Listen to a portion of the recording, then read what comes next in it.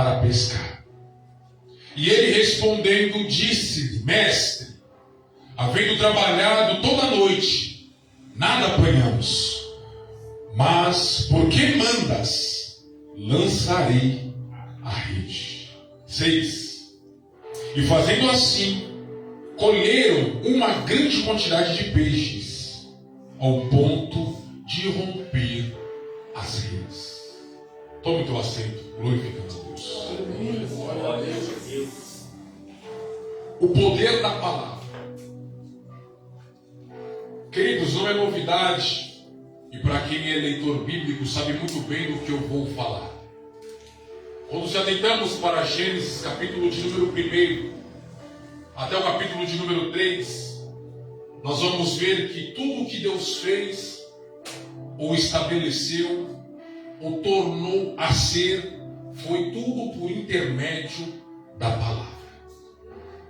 E o texto, ele é rico em detalhes, e tudo que Deus executava por intermédio da palavra, o texto em seguida dizia: e foi bom, e foi bom, e foi bom. Perceba que quando voltamos para São João, capítulo de número 1, do verso 1 a 3, vai estar escrito da seguinte forma: e no princípio era o verbo, ou seja, no princípio era a palavra. A palavra estava com Deus, a palavra era Deus. Tudo foi feito por Ele, e sem Ele, tudo que foi feito, nada se fez.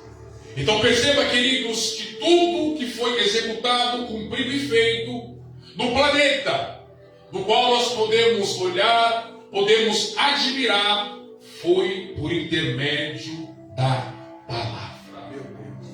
O nosso Deus, Ele é poderoso, irmã Ângela, ao ponto dele nem precisar arquitetar um plano, ou até mesmo colocar as suas maravilhosas mãos em algo para estabelecer aquilo que Ele quer. Só com o poder da palavra, o nosso Deus é poderoso para trazer à existência aquilo que não existe.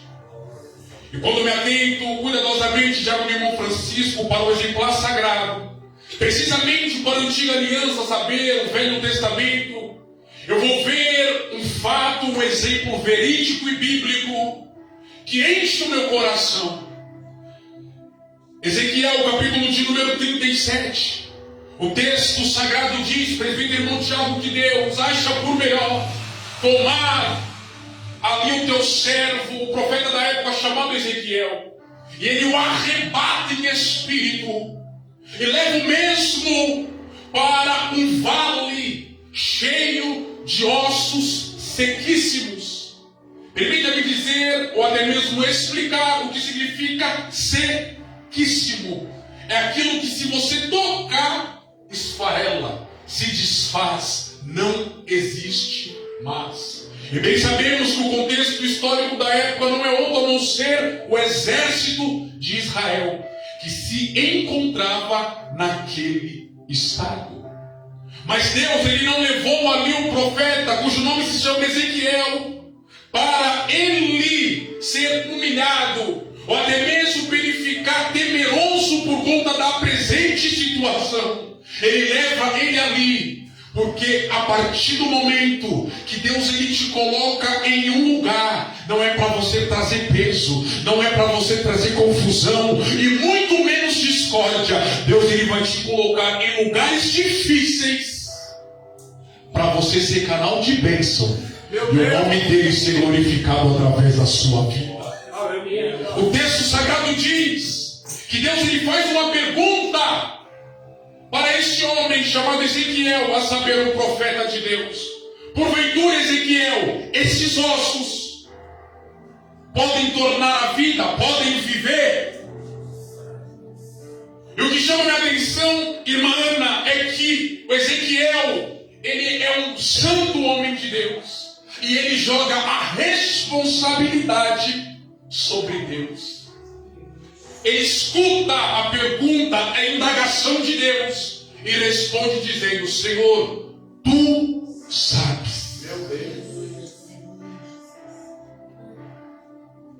O nosso Deus, presbítero Montiago, Ele é tremendo. E pelo poder da palavra, Glória a Deus. que não cai por terra, que não volta vazia, sem antes fazer aquilo que ela foi enviada a fazer, conforme Isaías 55:11, Ele não joga a conversa fora. O nosso Deus, Ele tem compromisso com a sua palavra. Não é à toa que a Bíblia diz que Ele vela pela sua palavra. Ele não vela pela palavra do pregador. Ele não vela pela palavra do cantor. Ele não vela pela palavra do homem. Ele não vela pela palavra do presidente. Ele não vela pela palavra do governador, do prefeito, da mulher. Não. Ele vela pela palavra dele. Pois a palavra dele é fiel. Oh, aleluia. A palavra dele não é enganosa. A palavra dele não brinca com os nossos sentimentos. Quando ele ouve do profeta a resposta certa, ele diz: então faça o seguinte, profetiza. Meu Deus. Meu Deus. Aleluia. O interessante desta passagem, irmão Canhão, é que o profeta Ezequiel, ele é humilde. E nós temos que ser humildes. Porque a palavra é pura, é santa, é verdadeira, é fiel, mas passa por nós. E a palavra, irmão Diácono Francisco, tipifica em alguns textos da Nova Aliança como a água. E nós somos o cano. Só que esse cano ele é sujo. Esse cano que somos nós é imundo, mas a água é cristalina. Meu Deus! Quando ele ouve a recomendação de Deus para ele profetizar, o que chama a minha atenção é a humildade deste profeta. Ele ouve a recomendação de Deus e ele não enche o peito ou os pulmões de ar com orgulho. Ele é humilde. Ele ouve a palavra de Deus. E ele muito bem poderia se orgulhar ou falar com autoridade, visto que Deus tinha lhe dado essa oportunidade. Mas ele, com humildade, abre a boca e diz: ossos seus, Meu Deus! ouvi a palavra do Senhor. O que está faltando, queridos, permita-me dizer isso na noite desse dia, como culto de instrução da palavra, é isso, humildade. Deus, ele fala até coisas terríveis, mas ele fala com propósito. Mas muitos se empolgam e falam aquilo que Deus não falou. Lembrei de uma referência bíblica, Jeremias, capítulo de número 23. O profeta Jeremias, o profeta das lágrimas, irmã Ângela, ele está vivendo um dos piores momentos da sua vida, ao ponto de o Espírito do Senhor tomar e ele testificar para Israel, dizendo: ai daquele que diz, assim diz o Senhor, sendo que o Senhor não está falando nada. É fácil. E outro exemplo bíblico vem em mente. Primeiro livro dos Reis de Israel, capítulo de número 18. No cume do Carmelo se contam quantos profetas de Baal? 450. 400 de Azeras e 450 de Baal. 850. Que profetizavam o presbítero Montiago aquilo que Acabe queria ouvir. Só que o nosso Deus, ele não vem para massagear ego. O nosso Deus, ele não é convivente com o pecado, visto que ele ama o pecador, mas ele abomina o pecado. É verdade. E Pedro, ele explica isso com riquezas de detalhes na sua primeira carta, capítulo 1, verso 15 e 16. sede santos em toda a vossa maneira de viver, porque escrito está, sede santo, porque eu, Deus, sou santo. Deus existe, todavia, santidade no seu povo. E quando a santidade não é uma realidade em nossa vida, nós te empolgamos, nós perdemos o temor, nós falamos algo para A e B, aquilo exatamente que eles querem ouvir, e não o que eles precisam ouvir. Eu imagino o início do ministério de João, apelidado como Batista. Qual que era a mensagem dele? Arrependei-vos. Qual que foi o sermão de Jesus, o primeiro? Mateus 4,17. E aí começou a andar e pregar e a dizer, arrependei-vos. Qual que foi o sermão de Pedro em Atos, capítulo de número 2? Quando eles foram impressionados com o monte de Galileu, falando em árabe, falando em português, falando em chinês, falando em aramaico, falando em grego, as grandezas de Deus. Eles tiveram uma concepção, irmã Ana Paula, que eles estavam embriagados, só que Pedro ele se levanta. Pedro ele se levanta. Não é tempo de estar deitado, não é tempo de estar assentado, não é tempo de estar morto espiritualmente. O exército de Israel, presbítero Monte Tiago, se encontrava morto. E Deus está falando para o teu profeta, cujo nome se chama Ezequiel. Porventura esses ossos podem tornar a vida. Pedro ele se levanta. Pedro ele se levanta. Porque Deus ele não fala com ninguém sentado espiritualmente. Deus ele não fala com ninguém deitado. Quer referência bíblica para isso? Jeremias capítulo de número 18. Jeremias, desce na casa do oleiro. Levanta-te, perdão, e desce à casa do oleiro, porque lá te farei ouvir as minhas palavras. Meu Deus. Levanta-te e desce. O texto diz, queridos, que Pedro ele começa a pregar. Nós não estamos embriagados como vocês pensaram, mas isso é cumprimento de promessas. Oh, aleluia! É a palavra poderosa que não cai por terra. É a palavra que não tem validade. É a palavra do eterno que se cumpriu nos nossos dias. Oh, aleluia! Joel 2:22. E nos últimos dias de Deus derramarei do meu espírito sobre toda a carne. E vocês estão vendo essa promessa se cumprir diante dos vossos olhos. E Pedro prega. O que faremos, irmão Pedro? Arrependei-vos. Meu Deus! E seja cada um batizado no nome de Jesus Cristo, para que vocês, como nós, experimenteis, oh glória, o refrigério de Deus.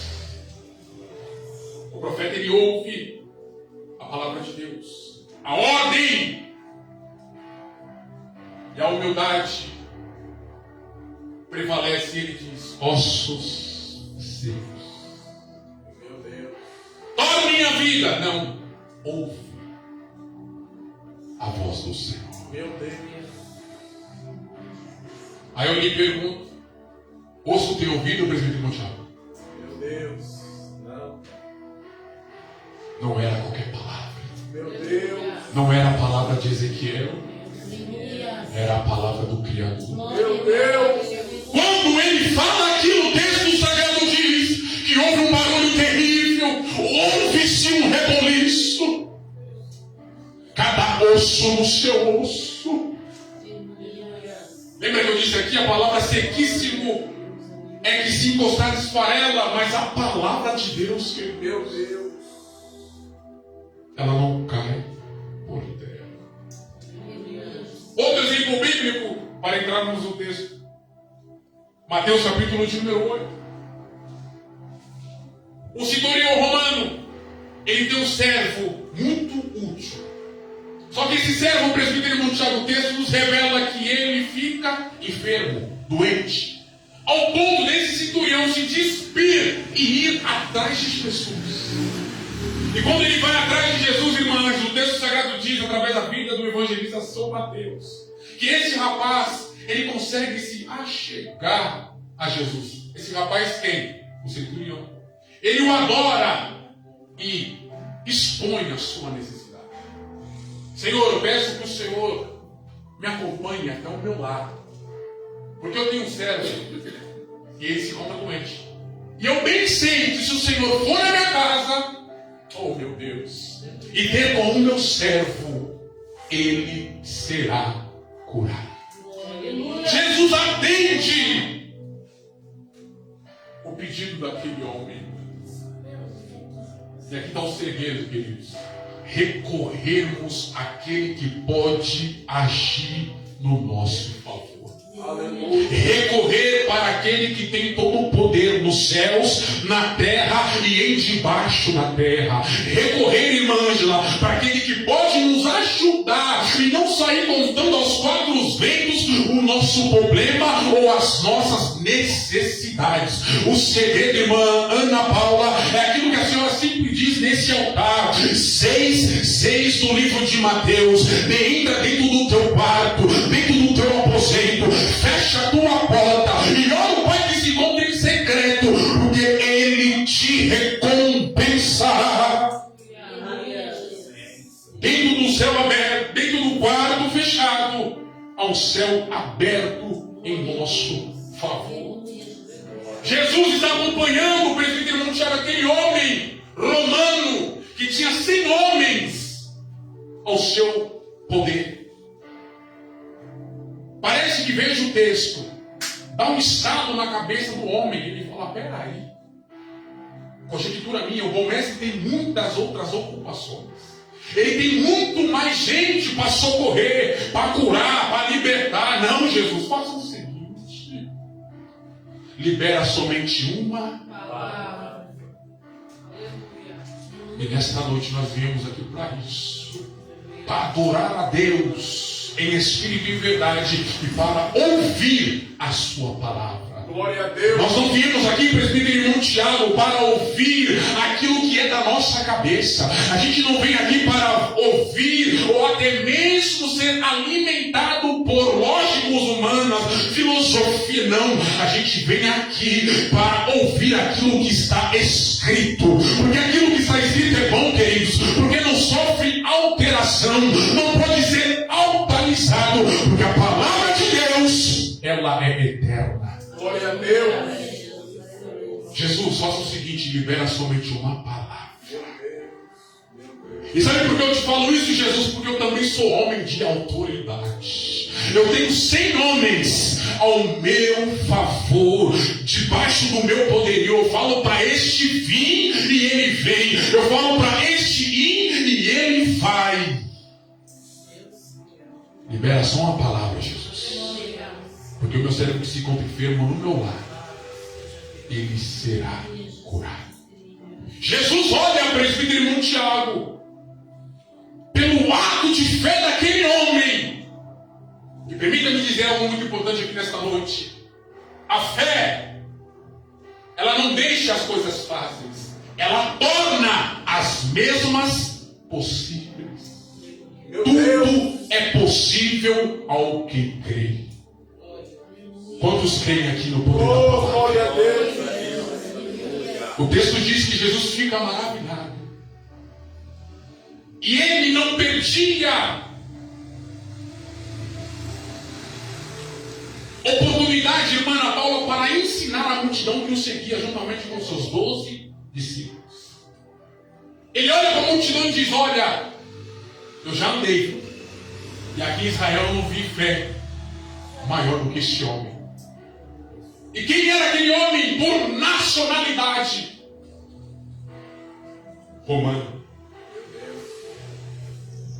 Lembra que Jesus disse? Vocês estão felizes? Mas eu tenho uma palavra para vos dizer. Que diante de vós, falando para os judeus, falando para os seus patrícios, as meretrizes, os pecadores se assentarão à mesa com Abraão, Isaac e Jacó. Eles estão aqui nesta noite. Eles estão aqui nesta noite. Nós não éramos dignos, mas nós fomos enxertados para a glória de Deus na videira verdadeira. Por quê? Porque a palavra dele se cumpriu. A palavra dele é a verdade. E ele expressa o homem dizendo: grande é a tua fé, rapaz. Vá e seja feito conforme a sua vontade. E quando ele chega lá, na sua casa, ele pergunta para os seus servos, pois ele viu o teu servo em perfeito estado, com a sua saúde restaurada. Ele diz: que hora que sucedeu isso? Na mesma hora que Jesus tinha liberado a palavra. Meu Deus. Creia no poder da palavra. E aqui não é diferente, queridos. Quando nos atentamos para esse capítulo de número 5, é de se maravilhar. Porque Jesus, ele sempre deu vazão. Cristo Jesus, ele sempre optou por dar autoridade à palavra. Prioridade, essa é a palavra. O texto diz, no verso de número 1 do capítulo de número 5, aconteceu que a multidão se apertava para ouvir filosofia, para ouvir doutrinas de demônios, para ouvir aquilo que satisfazia o seu ego. Não! Eles se apertavam, diácono irmão Francisco, eles se aglomeravam para ouvir a palavra de Deus. E o lugar não era outro a não ser o lago de Genezaré. E Cristo, ele percebe, queridos, que ele sempre tem o melhor para nós. Oh, meu Deus, não tem como pegar Jesus desprevenido. Meu Deus. Não tem como pegar Jesus de calça curta, como diz aí fora. Não, o nosso mestre, ele bem sabe o que fazer. E ele não pede oportunidade para o nome dele ser glorificado. O texto diz, queridos, no versículo de número 2, que havia 2 barquinhos à beira-mar. E os pescadores estavam fazendo o quê? Lavando as redes. Meu Deus. A noite foi fracassada, presbítero Tiago. Mas eles estão lavando as redes, como que dizendo: amanhã é outro dia. Meu Deus. Parece que veja, Sunamita, como você está. O filho morto dentro de casa. Oh, meu Deus, é que eu aplico na sua vida com a graça de Deus. Como está a tua vida, mesmo com o filho morto nas drogas, mesmo com o ente querido morto no mundo do alcoolismo, mesmo com a família destruída. Meu Deus. Vai tudo. Bem. É que eles estão fazendo. A noite fracassada, a noite se pegar sem apanhar nada. Estão lavando as redes, estão costurando as redes, estão arrumando as redes, para amanhã tentar de novo. E quando Cristo, o presbítero Tiago, ele visualiza Pedro e os 2 irmãos, Tiago e João, companheiros de profissão, costurando as redes, arrumando as redes, lavando as redes, ele detecta, irmã Ana, uma qualidade neles.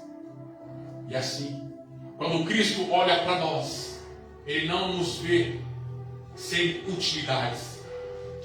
Ele sempre vê em nós uma qualidade. Aí o que ele faz, irmão Arthur? Ele pega o barco de Simão. Oh, meu Deus. E aprendemos aqui com o nosso pastor Walter que o nome Simão significa aquele que ouve. Ele nem conhecia Cristo, o presbítero Tiago. Permita-me dizer isso.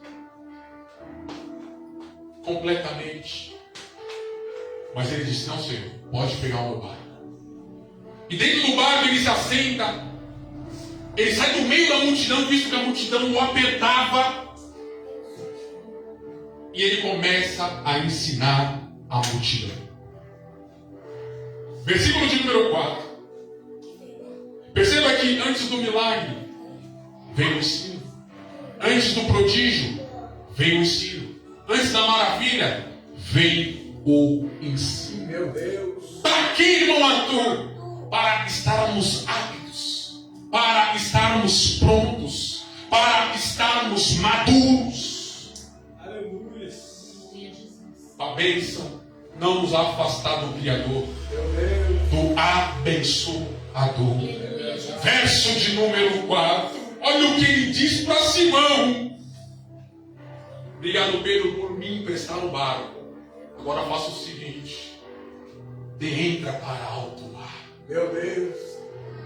Queridos, o céu não deve nada para ninguém. É verdade. Eu vou falar de novo. Eu não canso de dizer isso. Se nós herdássemos só o céu, só a salvação estava bom demais. Mas o nosso Deus, ele é tão justo. Ele é o quê? Justo. Que ele vai nos galardoar. Ou seja, ele vai recompensar todo o trabalho das nossas mãos. É o que ele está fazendo com Pedro. Ele pede o barco emprestado. Pedro, ele não nega. Ele usa o barco de Pedro como púlpito. Após ensinar as multidões, ele fala: agora eu vou agir naquilo que você precisa. Deus, irmão, talvez você não entendeu, ele quer trabalhar em ti e através de ti. Mas basta nós darmos vazão, liberdade. Nós temos que ser como Abraão, titularizado pai da fé, conforme o livro do escritor aos Hebreus. Quando Deus chamava, quando Deus recorria a ele, ele dizia: eis-me a Meu Deus. Eis-me aqui significa: estou pronto para lhe ouvir e lhe obedecer. Fala, Senhor, o teu servo ouve. Eis-me aqui. Entra para alto mar. Agora faça o seguinte. Olha o poder da palavra. Lance a rede para pescar. Meu Deus. Perceba que Cristo não disse: lance a rede, pois há possibilidade de você pescar. Ou lance as redes, quem sabe agora você pesca. Cristo, ele foi sucinto, ele foi reto, ele foi direto. Ele disse: lança as redes para pescar. Ele afirmou. Só que neste meio caminho, presbítero Montiago, nós temos que ter ciência que se Pedro não obedecesse, ele não ia pescar. É verdade. A mesma coisa com Ezequiel. Se ele não obedecesse à voz de Deus, os ossos iam permanecer sequíssimos. Se esse centurião, contido em Mateus capítulo de número 8, não recorresse a Jesus por intermédio da fé, certamente o teu servo iria morrer. Perceba que há uma pista com duas vias. Ou seja, há uma participação nossa e uma participação de Deus. Ele não vai fazer a nossa parte. Eu vou falar de novo. Deus, ele não vai fazer a nossa parte. Talvez você não me entendeu. Lázaro está morto há 4 dias dentro do sepulcro. Há uma pedra gigante, irmão, caindo na boca da cova. Qual que é a ordem do bom mestre, a saber, Cristo? Para aqueles que estão pranteando junto com Marta e Maria, irmãs do tal, tirai a pedra. Já viu, irmão Francisco? Esta seria a maior lição para Cristo Jesus ensinar na prática aquilo que ele ensinou na teoria. Mateus 17:20. Se vocês tiverem a fé como um grão de mostarda, ou como um grão de mostarda, vocês vão dar ordem aos montes e nada vos será impossível. Aleluia, Jesus. Só que Cristo aqui, ele queria trabalhar em equipe. Meu Deus. Vocês tiram a pedra, Oh glória, e eu ressuscito o morto. Você tira a pedra e eu faço sobrenatural. Você tira a pedra e eu acho no metafísico. Você tira a pedra e eu te transcedo no mundo espiritual. Nós temos que fazer a nossa parte. Meu Deus. Aleluia. Santa é tua presença. É o que ele está dizendo. Lança a rede. E eu vou fazer o peixe entrar dentro da rede. Meu Deus. Oh, glória. Deus, aleluia. É a palavra de ordem, queridos. É a palavra de poder. É o poder da palavra. Como não se lembrar de Elias? Primeiro livro dos reis de Israel, capítulo de número 17. A partir do verso de número 8. Deus o manda para Sarepta. Para uma viúva sustentar. 3 anos e 6 meses. Quando ele chega na cidade, oh glória, o texto sagrado diz que a mulher está apanhando poucos gravetos para fazer a sua última refeição. Só que eu tenho que dizer isso para ti nesta noite. O nosso Deus, Ele não vai te envergonhar. O nosso Deus, Ele não vai te deixar confundido. A partir do momento que você obedecer a palavra dEle na íntegra, porque Deus, Ele é poderoso. E a Bíblia Sagrada diz, no Salmo de número 46, verso 1, que Ele é socorro bem presente na hora da angústia. Quando Elias se depara com aquela mulher, ele fala: moça, ô mulher, me dê um pouco d'água. Ela ouve a voz do profeta e vai para sua casa para saciar a sede do profeta. Quando ela está indo, presente no Monte Alto, o texto sagrado diz que ele fala: traz-me também agora um bocado de pão, um bolo pequeno para mim. Eu quero entender, já que o irmão Francisco, que ela olha para trás e diz: profeta, eu vou te contar a minha realidade. Eu só tenho um pouquinho. Visto que eu peguei esses pedaços de pau, eu vou preparar a última refeição para mim e para o meu filho, e vamos morrer. Versículo de número 14, do capítulo de número 17, do primeiro livro dos reis de Israel. A palavra de Deus vem na boca de Elias e diz: faça primeiro para mim. Meu Deus. Porque assim diz, não vai acabar. E o azeite da botija não vai faltar, até o dia que o Senhor Deus dê chuva sobre a face do planeta chamado Deus. O que é isso, irmão Arthur? O poder da palavra. Pedro ouviu. E Pedro decidiu lançar as redes.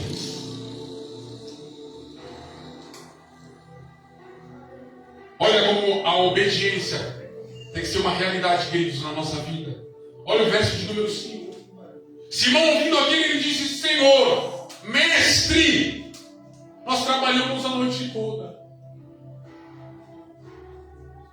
Nós trabalhamos a noite toda. E a noite foi um fracasso, Jesus. Nós não pegamos nada, mas segundo a sua palavra. Meu Deus. Eu sei quem está falando comigo. Eu sei quem está me dando ordem.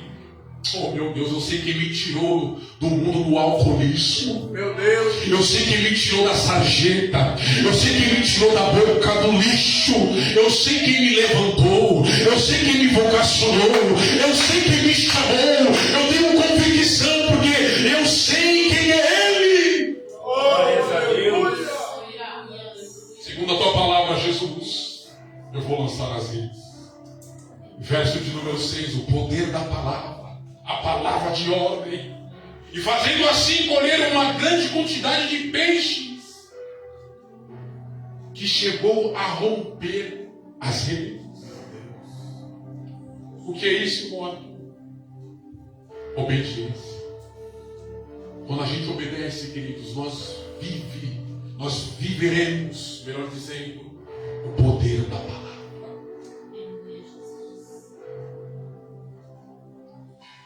Ele começa a fazer sinal para João e Tiago, que estão em outro barco. E eles vão e enchem os 2 barcos de peixe. ao ponto dos barcos quase afundar. Pedro, ele olha para si e diz: não é possível. Eu não mereço isso. Eu não sou digno. O texto sagrado diz que ele se prostra aos pés de Jesus e diz: Senhor, ausenta-te de mim, meu Deus, porque eu sou pecador. E Tiago e João fazem a mesma coisa por viverem aquele milagre. Cristo, sabendo disso, ele olha para os trás, verso de número 10, parte C, e diz: Simão, não temas, não tenhas medo, porque agora em diante, glória a Deus, Oh, aleluia. tu serás pescador de homens. E Deus nos chamou, queridos, nos vocacionou e nos nomeou para isso, para pescarmos os nossos entes queridos. Tire isso da mente, permita-me dizer agora. O que, irmão Arthur?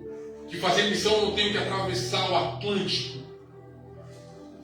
ou ir para a África, não. O nosso campo missionário é para o nosso próximo mais perto, que ainda não confessou Cristo Jesus como Salvador. Comece pela tua casa, comece pela tua rua, começa pelo bairro onde você mora e vai estendendo, e o nome do Senhor será glorificado. Porque Ele nos chamou para pescarmos homens. Aonde, Marco? Ide. São Marcos 15:16. Por todo o mundo. 16:15, perdão. E pregai o Evangelho a toda criatura. Evangelizar não é ganhar alma. Mas não dá para ganhar alma sem evangelizar. Ide por todo mundo. E não tente convencer. Este não é o teu papel. O teu papel é pregar. Quem convence é o Santo Espírito. São João capítulo 16, verso 8. Ele vem para convencer o pecador do pecado, da justiça e do juízo. O nosso papel é pregar. O nosso papel é verbalizar. O nosso papel é pregar a palavra de Deus. E eles tomaram aquilo para si, irmã Juliana. E diz o verso de número 11: para mim acabar essa terrível oportunidade. E levando os barcos para a terra, deixaram tudo. Deixaram tudo e o seguiram. Meu Deus. E eu termino com essa pergunta, queridos, como conclusão. O que tem te impedido de fazer aquilo o que o mestre te chama? O que tem te impedido de fazer aquilo que o nosso Deus te confiou?